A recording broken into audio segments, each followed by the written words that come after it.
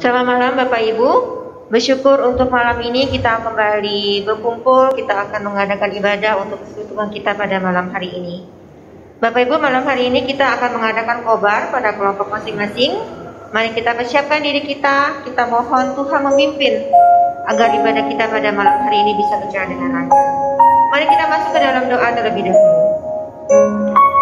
Bapa kami di surga, terima kasih ya Tuhan. Pada saat ini kami kembali datang kepadamu ya Tuhan. Kami akan beribadah ya Tuhan. Tuhan tolong setiap kami, pimpin setiap kami, agar kami bisa fokus ya Tuhan pada ibadah kami di rumah kami masing-masing. Tolong ya Tuhan, berikan kami kelancaran. Tuhan bantu setiap kami dalam segala keterbatasan kami. Terima kasih ya Bapa. Hanya dalam nama Tuhan Yesus kami menyerahkan ibadah kami pada malam hari ini. Amin. Ya Bapak Ibu, mari kita menyatakan rasa syukur kita. Terima kasih kita kepada Tuhan yang begitu luar biasa atas kasih setianya. Mari kita nyanyikan terima kasih ya Tuhan untuk segala kasih setia Tuhan kepada kita.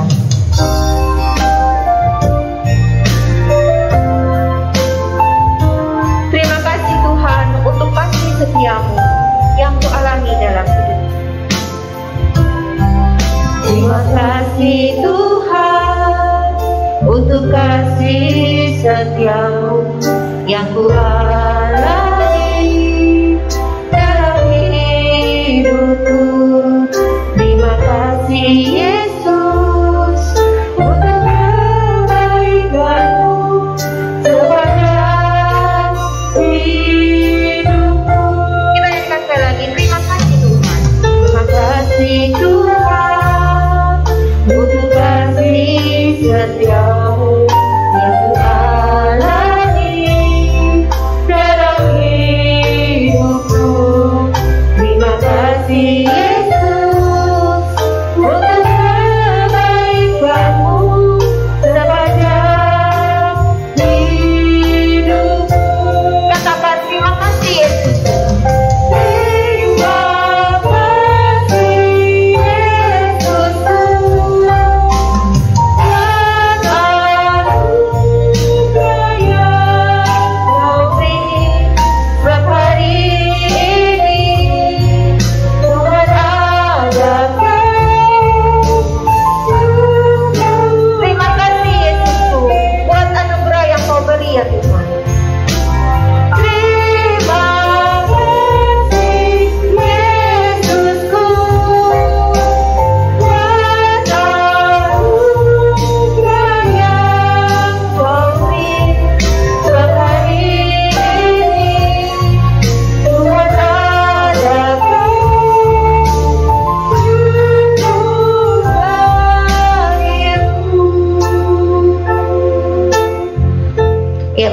Kita akan masuk ke dalam doa syafaat kita yang pertama. Mari kita berdoa untuk bangsa Indonesia kita. Kita terus doakan bangsa kita. Kita doakan untuk pemerintahan kita, untuk presiden dan wakil presiden. Kita doakan agar bangsa kita mampu melewati. Kita doakan untuk perekonomian kita. Kita doakan untuk setiap kebijakan dari pemerintahan. Tuhan memimpin, Tuhan memberi hikmat agar setiap kebijakan yang dikeluarkan bisa tepat sasaran. Mari kita berdoa untuk bangsa Indonesia kita. Bapa kami di surga, pada saat ini kami kembali datang kepadamu ya Tuhan. Kami bersatu hati dalam doa syafaat kami pada malam hari ini. Ya Tuhan, kami terus doakan untuk bangsa kami ya Tuhan. Di tengah-tengah pandemi yang masih belum hilang ya Tuhan, kami berdoa kiranya bangsa kami ya Tuhan, Engkau tolong, Engkau topang agar bangsa kami bisa mampu melewati ya Tuhan. Tolong perekonomian kami ya Tuhan agar bisa stabil, agar bangsa kami juga dalam segala kebijakan, dalam segala keputusan yang diambil, Tuhan senantiasa memberi hikmat, Tuhan senantiasa memimpin, agar setiap kebijakan tersebut Tuhan bisa tepat sasaran ya Tuhan. Kami juga doakan untuk Bapak Presiden kami, kiranya Tuhan memberikan beliau juga segala hikmat, juga memberikan kekuatan, kesehatan, agar dia ya Tuhan bisa mampu ya Tuhan memimpin bangsa kami. Terima kasih ya Tuhan, kami serahkan bangsa ini ke dalam tangan-Mu. Tuhan tolong, Tuhan topang bangsa kami. Terima kasih Bapa, hanya dalam nama Tuhan Yesus kami telah berdoa. Amin. Ya Bapak Ibu, kembali kita akan memuji Tuhan dengan pujian Tuhan adalah gembalaku. Dialah yang membimbing dan menuntun kita ketika kita berada dalam masa kekelaman. Kita nyanyikan pujian ini. Tuhan adalah gembala.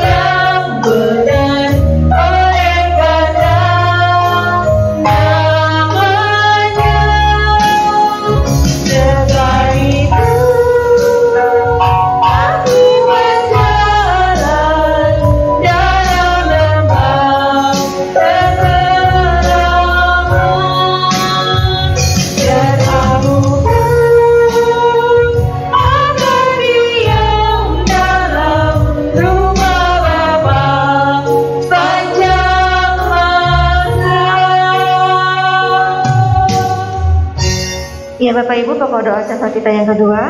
Mari kita berdoa untuk kasus corona di kota kita, kota Pangkal Pinang. Kita doakan untuk pemerintahan daerah kita agar bisa berkoordinasi dengan baik dalam menangani pandemi COVID ini. Kita juga doakan untuk setiap masyarakat Pangkal Pinang tetap disiplin, tetap melakukan protokol kesehatan sehingga penyebaran virus ini bisa berkurang. Mari kita doakan untuk kota kita, kota Pangkal Pinang. Bapa di surga, pada saat ini kami juga berdoa ya Tuhan untuk kota kami, kota Pangkal Pinang. Kami doakan ya Tuhan untuk kasus corona yang belum berkurang ya Tuhan di kota kami. Tuhan tolong kami ya Tuhan. Tuhan juga memimpin dan menyertai pemerintahan daerah kami agar mereka juga dapat berkoordinasi satu sama lain dengan baik ya Tuhan, sehingga kasus corona di kota kami bisa menurun. Kami juga doakan ya Tuhan untuk setiap daripada kami masyarakat Pangkal Pinang agar kami benar-benar disiplin ya Tuhan, tidak egois ya Tuhan, tetap menerapkan protokol kesehatan, tetap menjaga jarak ya Tuhan, sehingga penyebaran corona di kota kami ya Tuhan semakin menurun. Terima kasih ya Tuhan, kami serahkan kota kami ke dalam tangan-Mu. Tangan Tuhan memberkati, tangan Tuhan melindungi kota kami. Terima kasih Bapa, hanya dalam nama Tuhan Yesus kami telah berdoa. Amin. Bapak Ibu, kita akan mendengarkan kebenaran firman Tuhan. Sebelumnya kita nyanyikan "Selidiki aku ya Tuhan, lihat hatiku, apakah kita benar-benar mengasihi Tuhan." Kita nyanyikan "Tetap Setia".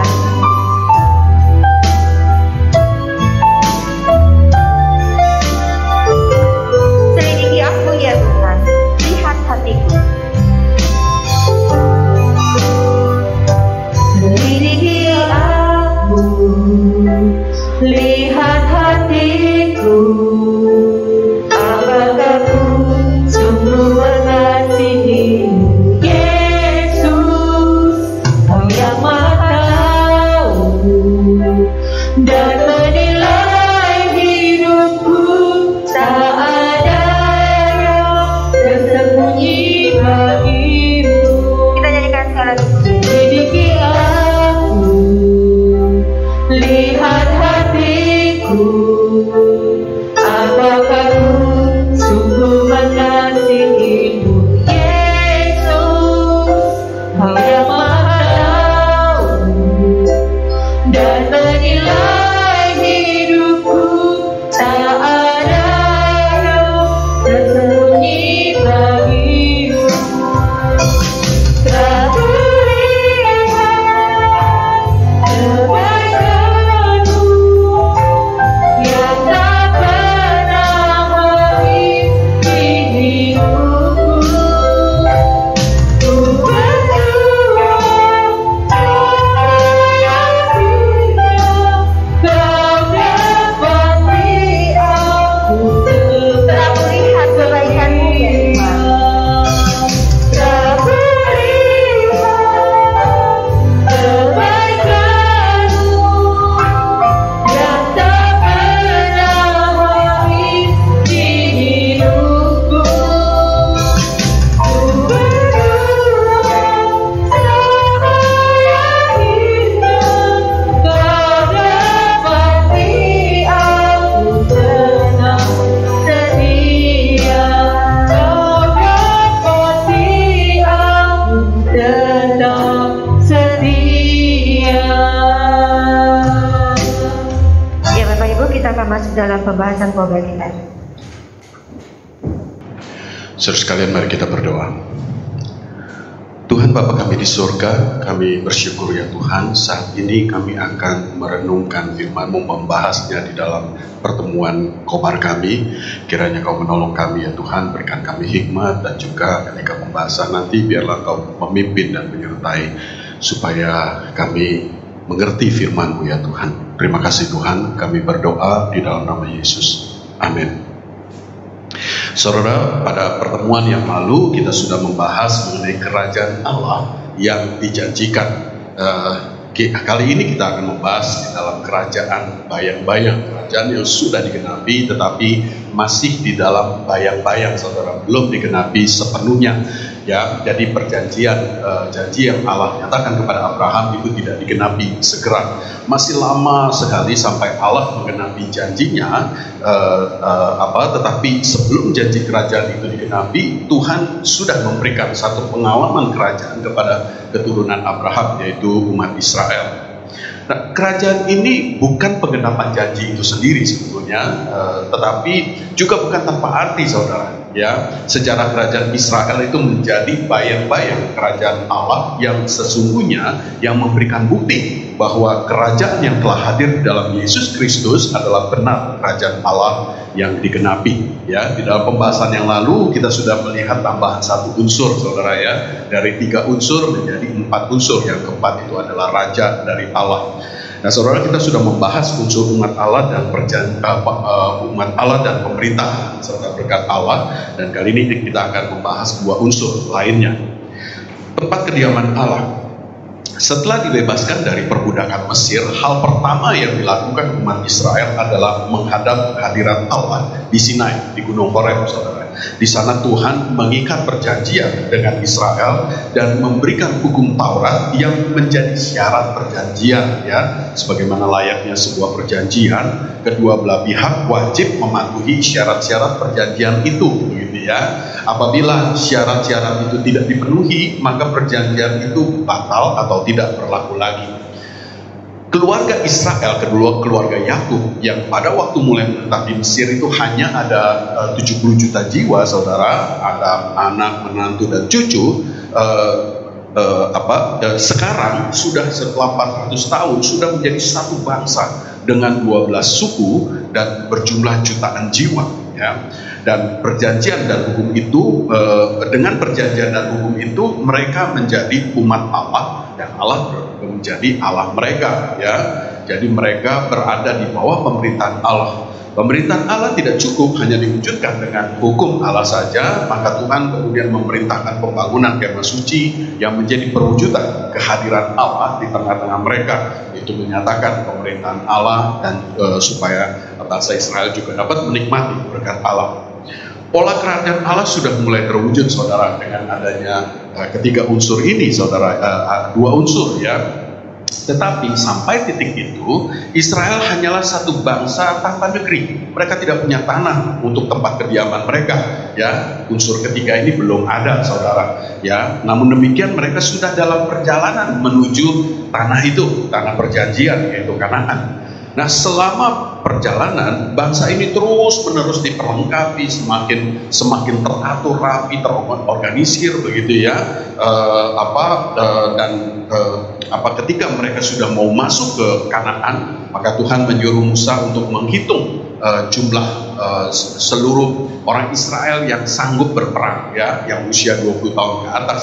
Tujuannya apa? Itu untuk menghitung kekuatan mereka, begitu ya, menghadapi orang-orang Kanaan. Nah, kelihatannya udah siap semua, saudara, ketika itu, ya. Mereka akan segera masuk dan mendiami tanah perjanjian itu, dan maka 3 unsur pola kerajaan itu lengkap sudah, ya.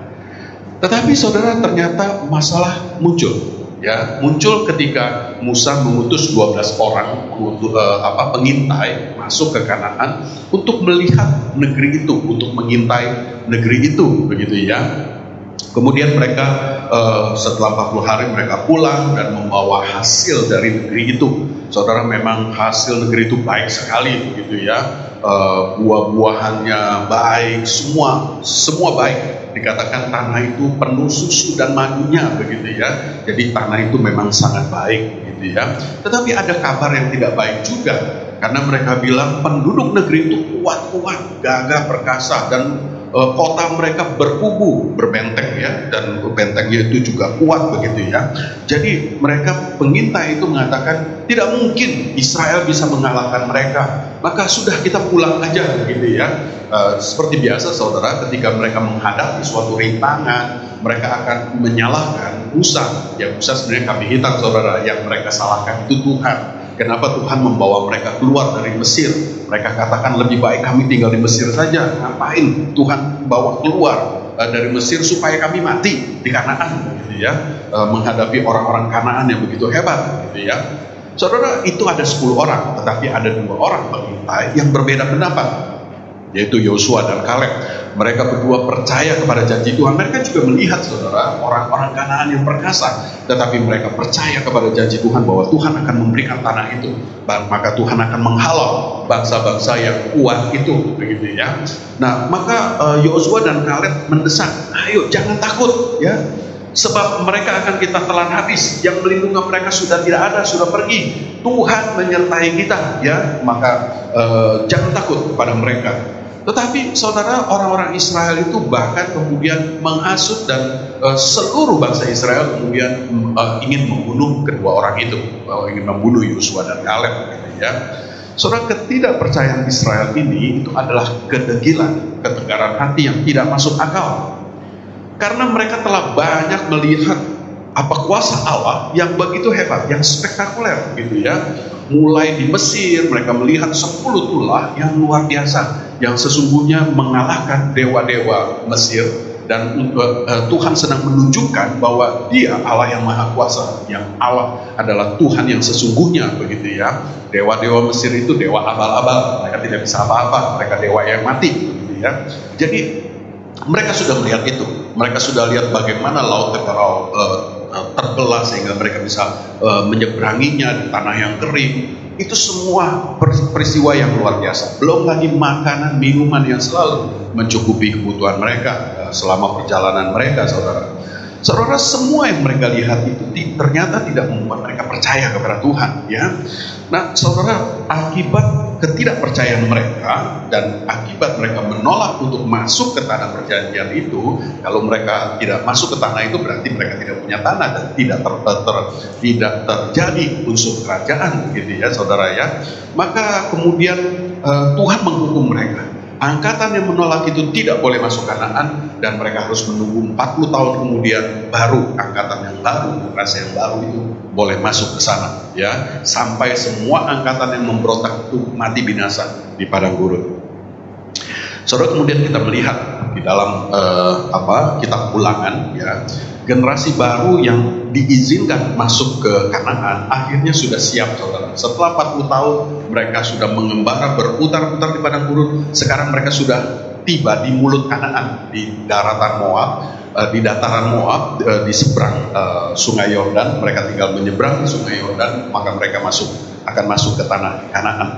Seperti 40 tahun yang lalu mereka juga sudah siap memulai hidup baru mereka di dalam pola kerajaan yang lebih lengkap sesuai yang dijanjikan Tuhan kepada Abraham. Nah, untuk terakhir kalinya sebelum mereka masuk dan sebelum Musa mati, Musa mengingatkan kembali semua yang telah Allah firmankan dan telah Allah lakukan bagi mereka pada masa lalu. Musa memperingatkan agar mereka tidak melakukan kesalahan seperti generasi sebelumnya, saudara. Ya, kemudian dia mengatakan supaya orang Israel takut akan Tuhan, beribadah hanya kepada Tuhan, mengasihi Tuhan dengan segenap hati dan segenap jiwa, begitu ya, maka keadaanmu akan baik. Saudara, di dalam Ulangan pasal 28 Musa mengatakan kalau mereka taat kepada semua perintah Tuhan, mereka akan diberkati. Sebaliknya, mereka akan mendapat kutuk apabila mereka tidak melakukan perintah dan ketetapan Tuhan, ya. Dan lagi, saudara, Musa mengatakan, kamu akan dicabut dari tanah kemana engkau pergi untuk mendudukinya. Tuhan akan menyerahkan engkau ke antara segala bangsa dari ujung bumi ke ujung bumi, ya, akan diserahkan, dikeluarkan dari tanah Kanaan dan diserahkan kemana-mana. Saudara, kemudian kisah berlanjut. Mereka sudah masuk ke Kanaan, Musa sudah mati, Yosua memimpin mereka, kemudian mereka mengalahkan semua penduduk Kanaan dan menduduki negeri itu sebagai pemberian Tuhan. Saudara, mereka berperang, mereka pergi berperang, tetapi mereka dapat melihat, saudara, dengan jelas bahwa sesungguhnya Allah yang berperang bagi mereka, Allah yang bertindak menaklukkan negeri itu.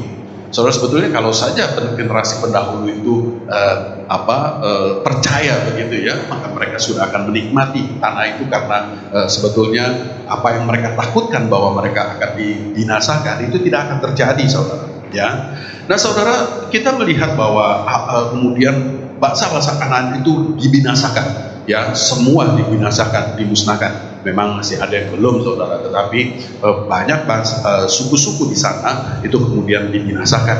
Saudara, pemusnahan bangsa ini kelihatannya memang terlalu kejam dan brutal, saudara. Ya, bagi kita orang modern itu rasanya terlalu brutal, begitu ya. Tetapi saudara, Tuhan tidak bertindak semena-mena di dalam hal ini, karena mereka itu adalah hukuman bagi mereka yang memang sudah keterlaluan kejahatannya, ya.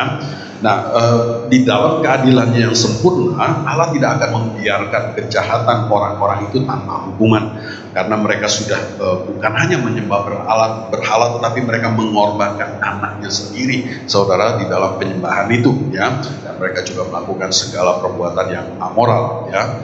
Nah, saudara, kemudian setelah mereka masuk ke sana dan Yosua kemudian mengingatkan supaya seperti ketika Musa akan meninggal, saudara, Yosua juga sebelum dia membagi tanah itu kepada orang-orang Israel, dia ingatkan supaya orang Israel itu tetap beribadah kepada Tuhan saja, dia tantang mereka, ya.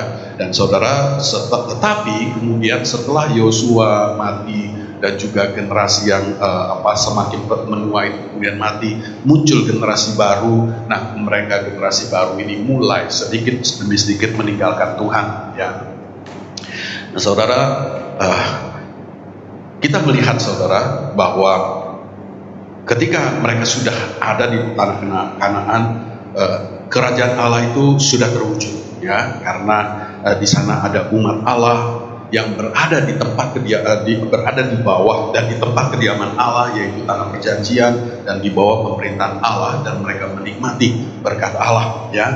Nah, saudara, ketika Allah berjanji kepada Abraham mengenai keturunan yang akan menjadi umat, Tuhan tidak memberitahu secara eksplisit bahwa umat itu akan diperintah oleh seorang raja, ya. Jadi unsur keempat itu tadinya belum kelihatan, begitu, saudara. Tetapi petunjuk ke arah sana, ke bahwa adanya raja itu sebetulnya sudah ada ketika manusia jatuh di dalam dosa, karena Kejadian 3 ayat 15 mengatakan keturunan perempuan akan meremukkan kepala ular. Nah, peremuk kepala ular itulah yang akan menaklukkan kejahatan dan maut. Dialah yang akan menjadi Raja Agung itu, saudara, ya. Maka seluruh Alkitab sebetulnya mengindikasikan tentang Raja penakluk itu, ya. Dan Raja itu berasal dari keturunan Yehuda, sebagaimana nubuat yang disampaikan oleh Yakub ketika dia memberkati anak-anaknya, ya. Nah, saudara, kisah selanjutnya di dalam kitab Hakim-Hakim, kita melihat kedegilan orang Israel, ya. Setelah angkatan Yosua, kemudian angkatan yang baru ini, mereka mulai menyembah berhala. Kemudian karena menyembah berhala, karena dosa mereka, maka Allah menghukum mereka, membiarkan mereka ditindas oleh bangsa-bangsa Kanaan yang sisa, ya, yang tidak dibinasakan, saudara. Ya, kemudian mereka ketika mereka menjadi sengsara, mereka kemudian berteriak, berseru kepada Tuhan, minta tolong, dan Tuhan kemudian karena anugerahnya menolong mereka, mengangkat hakim untuk menolong mereka. Hakim ini seperti pemimpin, seperti pemerintah, begitu, saudara, ya, seperti raja bagi mereka, begitu. Tetapi hakim-hakim ini juga manusia yang lemah, yang juga berdosa, begitu, ya. Dan sehingga kita melihat bahwa mereka selalu tidak bisa kemudian membawa Israel itu betul-betul menyembah Tuhan, sehingga ketika hakim ini mati, sekali lagi orang Israel jatuh di dalam penyembahan berhala. Ini siklus ini berulang terus sampai ratusan tahun seperti itu terus, begitu, ya. Nah, saudara, karena bagaimanapun hakim-hakim ini itu punya kelemahan, begitu, ya. Dia bukan peremuk kepala ular itu, saudara, ya. Dia bukan orang yang sesungguhnya, ya. Nah, saudara, kehadiran Raja Israel itu kemudian dihembuskan di dalam kitab Hakim-Hakim ini, ya, karena di sana sampai 4 kali dikatakan pada zaman itu tidak ada raja di antara orang Israel. Jadi ini sudah mengindikasikan bahwa perlu ada raja, begitu, ya. Kemudian malah yang pada ayat pertama dan ayat terakhir, saudara, itu ditambahkan penekanan bahwa setiap orang berbuat apa yang benar menurut pandangannya sendiri, ya. Nah, saudara, kemudian kita melihat ketika hakim yang terakhir yaitu Samuel, ya, hakim yang terakhir dan terbesar saudara, kemudian semakin tua dan dia kemudian mengangkat kedua anaknya menggantikan, gitu ya. Tetapi anak-anak ini tidak benar, ya. Jadi anak-anak ini tidak melayani umat itu dengan benar, sehingga para tua-tua Israel datang kepada Samuel mengatakan, anak-anakmu tidak seperti engkau, anak-anakmu nggak baik begitu ya, anak-anakmu memperkaya diri dan sebagainya. Karena itu angkatlah seorang raja bagi kami. Tetapi perhatikan saudara, mereka mengatakan kemudian seperti pada bangsa-bangsa lain. Jadi mereka mau ada raja seperti bangsa-bangsa lain. Padahal mereka itu ada raja yang langsung, yaitu Allah sendiri yang memerintah. Tetapi mereka memilih ada raja manusia yang memerintah mereka. Jadi mereka menolak pemerintahan Allah, saudara. Ya, tetapi kemudian Allah tetap meluluskan permohonan mereka. Maka kemudian diangkat Saul. Tetapi Saul sebenarnya bukan raja yang dikehendaki Tuhan, saudara. Karena Saul itu adalah dari suku Benyamin. Padahal seperti yang kita tahu bahwa raja itu harus dari suku Yehuda, ya. Nah, nggak tahu kenapa, saya juga nggak mengerti kenapa Saul dijadikan raja, gitu ya. Tetapi itulah yang terjadi begitu, meskipun bukan itu yang dikehendaki Allah, ya. Tetapi saudara, kita melihat ternyata ya Saul kemudian tidak baru saja memerintah sebentar, dia sudah memberontak terhadap Allah, tidak melakukan perintah Allah begitu. Maka kemudian Allah menolak dia, kemudian Allah mempersiapkan Daud yang ketika itu masih sangat muda. Tapi kemudian Daud ini diurapi menjadi raja, dan setelah waktunya tiba beberapa tahun kemudian, maka Daud menggantikan Saul. Saudara, di bawah pemerintahan Daud, ya, kemudian kitab 1 Raja-Raja mengisahkan, kitab 2 Samuel mengisahkan bagaimana Daud membawa Israel itu di dalam keamanan, saudara. Dia basmi semua bangsa-bangsa yang selalu merongrong keamanan Israel, sehingga ketika di masa pemerintahan Daud, semua bangsa itu sudah ditaklukkan begitu, sehingga Israel dalam keadaan yang aman, ya. Sebetulnya ketika itu yang menjadi raja adalah Daud, tetapi kita bisa melihat bahwa sesungguhnya yang memerintah Israel adalah Tuhan sendiri. Kenapa? Karena Daud selalu mendengar suara Tuhan dan selalu membawa apapun yang dia pikirkan kepada Tuhan, gitu ya. Jadi maka dikatakan Daud ini orang yang berkenan di hati Tuhan, ya, orang yang dikasihi Tuhan, ya. Tetapi meskipun dia bukan tanpa kelemahan, saudara, dia juga lemah dan berkali-kali melakukan dosa. Tetapi di dalam segala kelemahan dan dosanya itu, hatinya selalu terpaut kepada Allah. Maka saudara, Tuhan sangat berkenan kepada Daud, ya. Nah, perkenan Tuhan itu kemudian dipertegas dengan janji mengenai raja kekal, ya, yang adalah dari keturunan Daud, ya, 2 Samuel 7 ayat 12 sampai 16, ya. Nah, saudara, di sana dikatakan Aku akan membangkitkan keturunanmu yang kemudian, anak kandungmu, aku akan menjadi bapaknya dan ia akan menjadi anakku. Apabila ia melakukan kesalahan, aku akan menghukumnya dengan rotan seperti yang dilakukan manusia, dan dengan pukulan yang diberikan anak-anak manusia. Tetapi kasih setiaku tidak akan hilang daripadanya. Keluarga dan kerajaanmu akan kokoh untuk selama-lamanya. Perhatikan, dikatakan apabila ia melakukan kesalahan, aku akan menghukumnya dengan pukulan anak-anak manusia. Ini menunjuk bahwa anak Daud itu yang menjadi raja itu, yang tahtanya kokoh, itu adalah manusia biasa, saudara. Memang betul, saudara, janji Daud kepada Daud ini itu merujuk kepada Salomo, anaknya yang kemudian menggantikan dia. Tetapi janji ini juga menunjuk jauh ke masa depan, yaitu pada keturunan Daud yang sebetulnya lebih besar daripada Salomo, ya. Tuhan Yesus mengatakan bahwa yang ada di situ ketika dia berbicara, dia itu lebih besar daripada Salomo karena dia Tuhan, saudara. Ya, jadi sebetulnya nubuat ini atau janji ini itu menunjuk kepada Mesias yang akan datang dalam wujud sebagai manusia, begitu ya. Dan manusia itu memang lahir di dalam keluarga Yusuf, yaitu keturunan Daud. Maka Yesus Kristus, Raja Agung itu adalah dari keturunan Daud, dan Raja Agung itulah yang akan meremukkan kepala ular.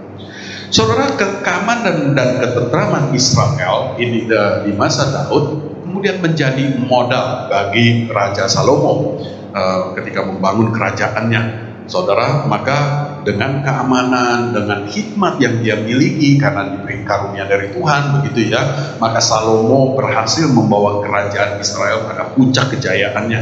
Ya, pada masa dia membangun bait suci. Dan perhatikan, pada saat penghabisan bait suci itu Salomo berdoa demikian, terpujilah Tuhan yang memberikan tempat perhentian kepada umatnya Israel, tepat seperti yang difirmankannya, dari segala yang baik yang telah dijanjikannya dengan perantaraan Musa hambanya, tidak ada satupun yang tidak dipenuhi. Semua sudah dipenuhi, janji itu semua sudah dipenuhi. Saudara, keberadaan bait suci di Yerusalem itu seperti kemah suci pada masa pengembaraan umat Israel di padang gurun. Kemah suci itu menjadi lambang hadirat Allah di tengah-tengah umatnya. Demikian juga bait suci di Yerusalem juga menjadi penyataan pemerintahan Allah di Israel. Maka di sini pun kita dapat melihat, saudara, unsur-unsur kerajaan Allah di sana. Ya, ada umat Allah, umat Israel di tempat kediaman Allah, yaitu di Yerusalem dan tanah Kanaan yang sudah menjadi milik Israel, di bawah pemerintahan Allah, ya, dengan adanya bait suci. Dan di masa pemerintahan, khususnya di masa pemerintahan Salomo ini, saudara, mereka menikmati segala kebaikan berkat Allah. Ya, puncak kejayaan Israel betul-betul terjadi sehingga Israel itu menjadi negara adidaya yang punya kuasa dan negara yang sangat disegani oleh segala bangsa. Ya, dengan hikmat Salomo dan juga dengan kekayaan yang dimiliki kerajaan ini. Maka saudara, kita melihat kerajaan itu sebetulnya kerajaan yang dijanjikan itu sudah hadir, tetapi belum sepenuhnya hadir karena peremuk kepala ular itu, Raja Agung itu belum datang. Ya, mari saudara, kita akan membahas bagian ini bersama-sama di dalam pembahasan kita malam ini.